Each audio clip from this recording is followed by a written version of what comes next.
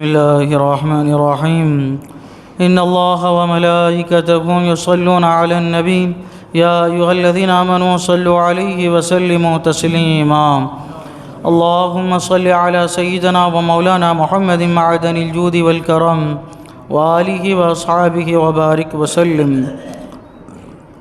أعوذ بالله من الشيطان الرجيم. بسم الله الرحمن الرحيم.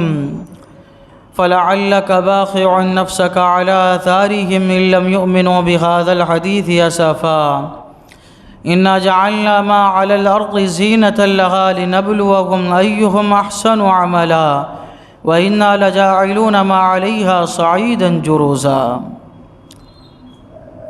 تو کہیں تم اپنی جان پر کھیل جاؤ گے ان کے پیچھے اگر وہ اس بات پر ایمان نہ لائیں غم سے.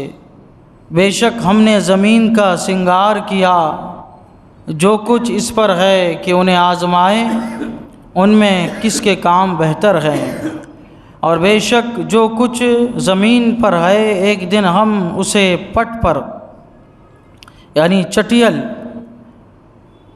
میدان کر کے چھوڑیں گے. حضور صلی اللہ تعالی علیہ وسلم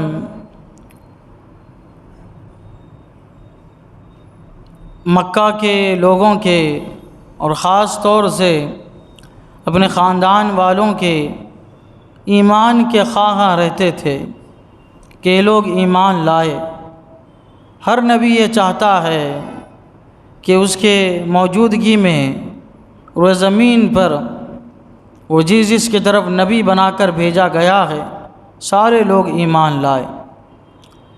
حضور صلی اللہ تعالی علیہ وسلم جہاں مبعوث ہوئے، جہاں آپ نے اپنی عمر گزاری، جن کے درمیان آپ تشریف فرما ہوئے، وہ آپ کی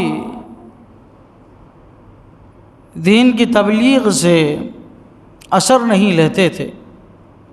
دوسرے لوگ اثر لیتے لیکن آپ کے جو قریبی ہوتے رشتے کے اعتبار سے، قوم کے اعتبار سے، وطن کے اعتبار سے، ان میں سے اکثر حضور صلی اللہ تعالی علیہ وسلم سے پھرتے تھے. تو آپ کو بڑا قلق ہوتا تھا، غم ہوتا تھا، حزن ہوتا تھا، ملال ہوتا تھا، یہاں تک کہ اتنا کہ آپ کمزور ہو جاتے تھے، کمزور ہو جاتے تھے، بیمار ہو جاتے تھے، یہاں تک کہ ایسا لگتا تھا کہ جان پہ بن آئے گی. تو اللہ تبارک و تعالیٰ نے اپنے محبوب گرامی وقار صلی اللہ تعالی علیہ وسلم کو تسلی ارشاد فرمائی. اللہ تعالیٰ فرماتا ہے کہیں تم اپنی جان پر کھیل جاؤ گے ان کے پیچھے کہ وہ اس بات پر ایمان نہ لائیں غم کی وجہ سے. یہ جو ایمان نہیں لا رہے ہیں یہ اپنی ہٹ ڈرمی کی وجہ سے ایمان نہیں لا رہے، عناد کی وجہ سے ایمان نہیں لا رہے، بغض کی وجہ سے ایمان نہیں لا رہے، اپنی سرداری گواہ بیٹھنے کے غم کی وجہ سے، فکر کی وجہ سے ایمان نہیں لا رہے.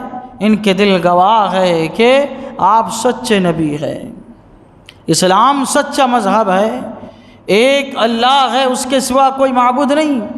ان کے دل گواہی دے رہے لیکن پھر بھی یہ ایمان نہیں لا رہے. تو آپ ان کے پیچھے اپنی جان کو مت گوائیے، ان کے پیچھے آپ ایسا لگ کے کہ اپنے آپ کو تکلیف میں ڈال رہے ہیں، ایسا نہ کیجیے. اب یہ دنیاوی زندگی میں مگن ہیں، یہ دنیاوی زندگی ان کے لیے خوشنما کر کے بنا دی گئی ہے. شیطان نے ان کے لیے دنیاوی زندگی کو مزین کر دیا ہے. اس نے ان پر حملہ کیا، اپنا حربہ پیدرا استعمال کیا، دنیاوی خواہشات، لذات اور دنیاوی تمناؤں کو ان کے دلوں میں گھر کرا دیا. یہ سوچ رہے ہیں دنیا ہی سب کچھ ہے، مرنے کے بعد کچھ ملنے والا نہیں ہے، اس لہٰذا جو کچھ کرنا ہے دنیا میں کر لو، عیش و آرام صرف دنیا کا نام ہے. اس لیے دنیا کے پیچھے پڑے ہوئے ہیں، یہ دنیا کے بناؤ سنگار میں مگن ہے. حالانکہ ہم نے دنیا کس لیے بنائی؟ اللہ تعالیٰ فرماتا ہے بے شک ہم نے زمین کا سنگار کیا، یعنی اس کو سنوارا۔ دیکھنے میں بڑا خوشنما معلوم ہوتی ہے دنیا، اور دنیا کو سنوارا، جو کچھ اس کو سنوارا کس لیے؟ کہ انہیں آزمائے کہ ان میں سے کون سا کام بہتر ہے، کون اچھا عمل کرتا ہے، کون برا عمل کرتا ہے۔ اس لیے ہم نے دنیا کو سنوارا۔ لیکن لوگ کیا ہے، دنیا کو ہی سب کچھ سمجھ بیٹھ رہے ہیں۔ حضرت خلیفہ ہارون رشید جو اپنے وقت کے بہت بڑے بادشاہ تھے، ان کا ایک 16 سالہ لڑکا تھا، فی سبیل اللہ، اللہ کے راہ میں نکل گیا، 16 سال کا لڑکا۔ ایک مرتبہ جو ہے پھٹے پرانے لباس میں، اون کا کپڑا اوڑھے ہوئے، ایک دم فقیرانہ انداز میں حضرت ہارون رشید کے دربار میں وہ آیا اور اپنے والد کے پاس گیا۔ لوگوں نے جب دیکھا کہ یہ بادشاہ کا شہزادہ ہے، اس کے اتنے ٹھاٹھ باٹ تھے، کیا اس کی شاہانہ زندگی تھی، یہ کیا کر دیا اس نے، یہ کون سی زندگی میں یہ لگ گیا ہے۔ درباریوں نے، وزیروں نے طعنہ دیا۔ بادشاہ سے کہا وزیروں نے، تمہارے بیٹے نے تمہاری بادشاہت کو رسوا کر دیا۔ خلیفہ ہارون رشید نے یہ بات جو ہے اپنے بیٹے سے کہی کہ تم نے جو ہے میرا سر سب کے سامنے جھکا دیا، یہ کیا تم لباس پہن کے آئے؟ اس نے کچھ نہیں کہا۔ جاتے جاتے دیکھا درخت پہ ایک پرندہ ہے، پرندے سے اس نے کہا تجھے اس ذات کی قسم ہے جس نے تجھے پیدا کیا، آ میرے ہاتھ پہ آ کے بیٹھ جا۔ جیسے ہی پرندے نے حکم سنا فوراً اڑتے ہوئے آیا اور حضرت کے ہاتھ پہ بیٹھ گیا۔ حضرت نے فرمایا میں تجھے پھر حکم دیتا ہوں کہ جا، جہاں سے اڑ کے آیا ہے وہیں پہ جا کے بیٹھ جا۔ وہ پرندہ اڑ کے بیٹھ گیا وہاں پہ۔ اس کے بعد حضرت نے فرمایا کہ جا میرے باپ کے ہاتھ پہ جا کے بیٹھ جا۔ پرندہ آمادہ نہیں ہوا۔ آپ نے کہا جا میرے باپ کے ہاتھ پہ جا کے بیٹھ، پرندہ آمادہ نہیں ہوا۔ تو حضرت نے جو 16 سالہ لڑکے تھے انہوں نے فرمایا بادشاہ تم نے مجھے کہا کہ تم نے دنیا والوں کے سامنے مجھے ذلیل کر دیا، لیکن تم نے مجھے اولیاء کرام کے گروہ کے سامنے ذلیل کر دیا ہے۔ یہ پرندہ بھی تمہارے پاس آنے کو تیار نہیں ہے۔ سب اولیاء کرام یہ کہتے ہیں مجھ سے کہ تمہارا باپ دنیا کا عاشق بن گیا ہے، دنیاوی لذات میں اس نے اپنی زندگی کھپا دی ہے۔ سب مجھے طعنہ دیتے ہیں۔ اب ہماری آخری ملاقات ہے، اب میں کبھی بھی تمہارے دربار میں نہیں آؤں گا، یہ ہماری جدائیگی کا وقت ہے۔ یہ کہہ کے وہ لڑکا جو ہے وہ چلا گیا۔ ساتھ میں جو ہے ایک انگوٹھی لی اور ایک قرآن شریف کا نسخہ لیا، یہ 2 چیزیں لے کے وہ چلا گیا۔ اللہ کے یاد میں رہتے تھے وہ، صرف ہفتے میں ایک دن، ہفتے کے دن مزدوری کرتے تھے، 1.25 آنا جو ہے اس کا ملتا تھا ہفتے کے دن، تو زندگی بھر اس سے جو رزق آتا تھا وہی کھاتے تھے۔ جب ختم ہو جائے زندگی بسر کرنے کے لیے پھر سے مزدوری کرتے تھے۔ تو ایک مرتبہ ابو عامر بصری، یہ نیک متقی پرہیزگار آدمی تھے، وہ انہوں نے مزدور تلاش کیے تو مزدوروں میں یہ بھی آ گئے، لیکن انہوں نے دیکھا یہ ایک مزدور ہے جو 10 مزدوروں کے برابر کام کر رہا ہے۔ انہوں نے سوچا یہ تو عام آدمی نہیں ہو سکتا، ایک مزدور 10 آدمی کے برابر کیسے کام کر سکتا ہے، یہ یقیناً جو ہے کوئی نہ کوئی اللہ والا ہے۔ انہوں نے دیکھا، پھر دوسرے دن کئی عرصہ گزر گیا، مزدور کی ضرورت پڑی تو پھر تلاش کرنے کے لیے نکلے۔ وہ مزدور بہت اچھا کام کرتا تھا، اس کو تلاش کرے۔ تلاش کرتے کرتے لوگوں سے پوچھا، لوگوں نے کہا فلاں جگہ جاؤ شاید وہاں پہ مل جائے۔ تو یہ ان کی تلاش میں نکلے ابو عامر بصری، تو دیکھا کہ ہارون رشید کا وہ لڑکا جو ہے ویران میں پڑا ہوا ہے، بیابان میں۔ قریب گئے تو رو رہے ہیں، روتے روتے انہوں نے کچھ اشعار پڑھے دنیا کے مذمت میں، آخرت کے خواہش میں، اور کہنے لگے کہ ابو عامر بصری تم آئے یا اللہ کی تعالیٰ کی طرف سے آئے ہو، میرا آخری وقت ہے، لہٰذا جب میرا انتقال ہو جائے مجھے غسل دینا اور یہ جو اونی میرے پاس چادر ہے اسی میں مجھے دفنانا۔ انہوں نے کہا کہ حضرت اگر آپ اجازت دیں تو میں اپنی طرف سے آپ کے لیے عمدہ کفن خریدوں گا، عمدہ کفن میں آپ کو میں دفن کروں گا، آپ اجازت دیجئے۔ حضرت نے فرمایا نہیں، یہ عمدہ لباس دنیا والوں کے لیے ہوتے ہیں، آدمی جب قبر میں جائے تو جو ہے قبر کی مٹی جب لباس پہ لگتی ہے تو لباس آلودہ ہو جاتا ہے، یہ دنیا والوں کے لیے، ہمارے لیے نہیں ہے۔ لہذا آپ کو وصیت ہے کہ میری اس اونی چادر میں ہی مجھے دفنایا جائے۔ ایک جو انگوٹھی لی تھی انگوٹھی اور وہ قرآن شریف کا نسخہ دیا اور کہا کہ یہ جو ہے خلیفہ ہارون رشید تک پہنچا دینا، ہارون رشید کے بارگاہ میں یہ دو چیزیں جو ہے وہ پہنچا دینا۔ اب حضرت کا انتقال ہوا، انہوں نے ان کو دفنایا۔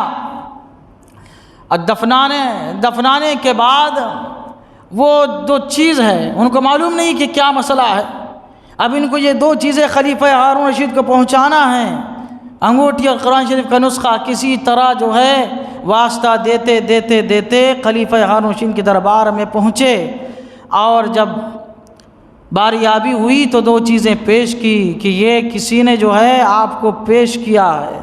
ہارون رشید نے جیسا ہی دیکھا رونگٹے کھڑا ہو گیا، یہ تم کو کہاں سے مل گئے؟ کہا وہ بچہ تھا، وہ ایک اللہ والے تھے، ان کا انتقال ہوا، انہوں نے وصیت کیا ہے کہ آپ کو دے۔ کہنے لگے کہاں تم کو وہ ملا؟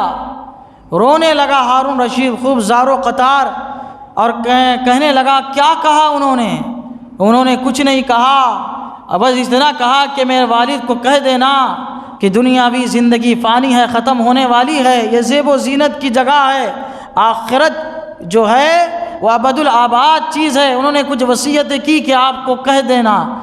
اس نے کہا ارے وہ کوئی اور نہیں، وہ تو میرا ہی لڑکا تھا۔ کہاں تم نے اس کو دفنایا؟ بولے عام قبرستان میں دفنایا۔ ارے کم سے کم کچھ خیال تو کر لیتے کہ اللہ والا تھا، عام قبرستان میں کیسے تم نے دفن کیا؟ بولے مجھے پتہ نہیں تھا ان کے مقام اور مرتبے کے بارے میں کیا ہے، میں تو عام قبرستان میں وہ دفن کر کے آیا ہوں۔ خلیفہ ہارون رشید نے کہا مجھے اپنے بچے کی قبر پہ لے کے چلو۔ قبر پہ جو ہے لے کے آئے، ہارون رشید جو ہے وہ زار و قطار رونے لگے۔ ابو عامر بصری جب رات میں سوئے تو یہی جو ہے اللہ کے ولی ان کے خواب میں آئے، کیا دیکھتے ہیں کہ جنت میں ایک عالی شان تخت ہے، اس پر یہ جلوہ فرما ہے، ساری جنت کی نعمتیں ان کے سامنے موجود ہے۔ کہنے لگے اللہ نے آپ کے ساتھ کیا کیا؟ بولے وہی جو اپنے محبوبوں کے ساتھ کرتا ہے، ایسی نعمتوں سے اللہ نے مجھے نوازا کہ انسان اس کو زبان سے بول نہیں سکتا، انسان اپنے دل میں ان کا تصور نہیں کر سکتا، دنیا میں کوئی آنکھ اس کو دیکھ نہیں سکتی۔ اللہ تعالیٰ نے دنیا جب مرنے کے بعد مجھے جو ہے ایسی نعمتوں سے نوازا ہے۔ تو اللہ تعالیٰ کیا فرماتا ہے؟ آخرت کی زندگی ہے اصل زندگی، وہاں کی نعمتیں اصل ہے، ابد الآباد ہے، یہ سب ختم ہونے والی ہے۔ اللہ تعالیٰ فرماتا ہے بے شک ہم نے زمین کو سنگار کیا اور جو کچھ اس پہ ہے کہ انہیں آزمائے ان میں سے کون اچھا کام کرتا ہے، کون بہتر کام کرتا ہے۔ بہتر کام کرنے والوں کے لیے آخرت ہے، اور یاد رکھو زندگی میں مگن ہو، بے شک جو کچھ اس پر ایک دن ہم اسے چٹیل میدان کر کے رکھ دیں گے، یعنی قیامت کے دن یہ چٹیل میدان بالکل یہ جو پہاڑ ہے، یہ جو عمارتیں ہیں جن کو دیکھ کے دل فریفتہ ہوتے ہیں، کیا عالی شان محل ہے، کیا عالی شان گھر ہے، یہ کیا چیز ہے، یہ کیا چیز ہے۔ اللہ تعالیٰ فرماتا ہے قیامت کا دن جب آئے گا یہ تمہارے یہ کیا چیز ہے، واہ واہ کرنے کوئی چیز نہیں رہے گی، یہ زمین کی حقیقت، دنیا کی حقیقت تمہارے سامنے ظاہر ہو جائے گی، یہ چٹیل میدان ہوگا۔ اس لیے انسان مسلمان کو چاہیے کہ دنیا میں آخرت کو اپنے سوارے، اچھے کام کرے تاکہ اس کی آخرت جو ہے وہ سنورے، اور وہاں کی جو نعمتیں ملے تو عالی شان ملے، کیونکہ وہاں کی نعمتیں کیا ہے؟ ابد الآباد ہمیشہ رہنے والی ہے۔ اللہ تعالیٰ کی بارگاہ میں دعا ہے قرآن شریف سیکھنے سمجھنے اور اس کے مطابق ہم سب کو اپنی زندگی گزارنے کی توفیق عطا فرمائے۔ اشہد ان لا الہ الا اللہ واشہد ان محمدا عبدہ ورسولہ وصلی اللہ تعالی علی سیدنا محمد وعلی آلہ وصحبہ اجمعین برحمتک یا رحمۃ۔